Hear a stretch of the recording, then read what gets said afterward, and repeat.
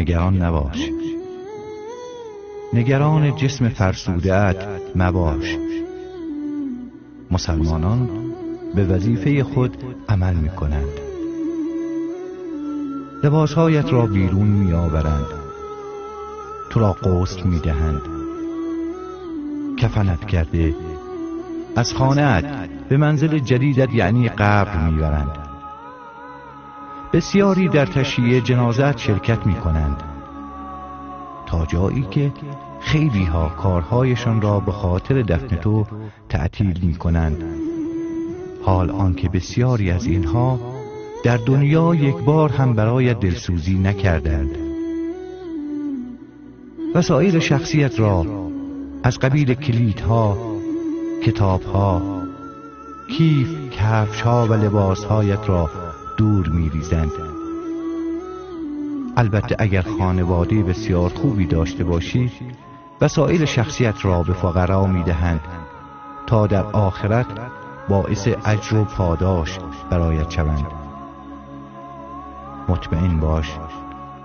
مطمئن باش که دنیا از رفتنت ناراحت نمی شود.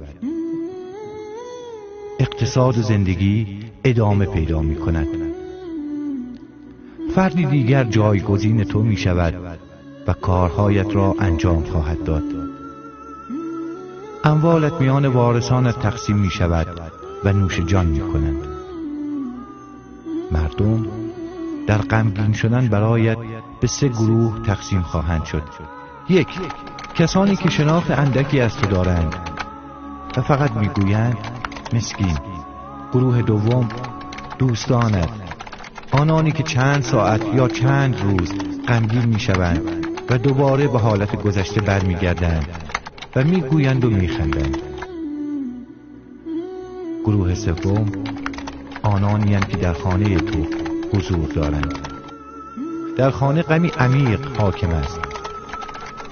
خانواده‌ات 1 هفته، 2 هفته، 1 ماه، 2 ماه و حد اکثر تا 1 سال غمگین می شوند و بعد از آن تو را به آرشیو خاطرات خود می سپارند و این گونه آری داستان زندگیت در میان مردم به پایان می رسد و زندگیت با یک حقیقت که همان آخرت باشد آغاز می گردد.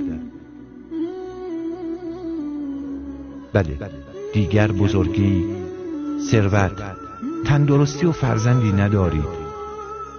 از همسر، خانه‌ها و قصرهایتان جدا خواهید شد و زندگی حقیقی شما آغاز گردید.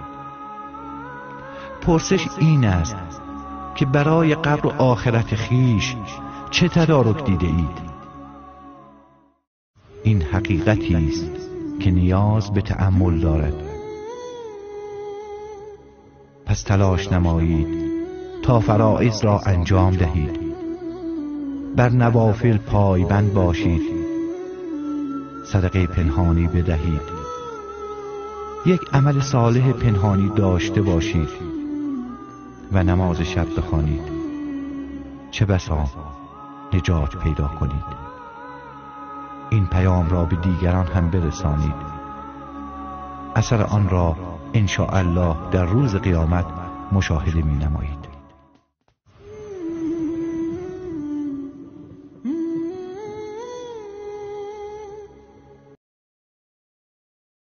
Понравился выпуск? Ставьте лайк, подписывайтесь на наш канал и на уведомления. И расскажите, что...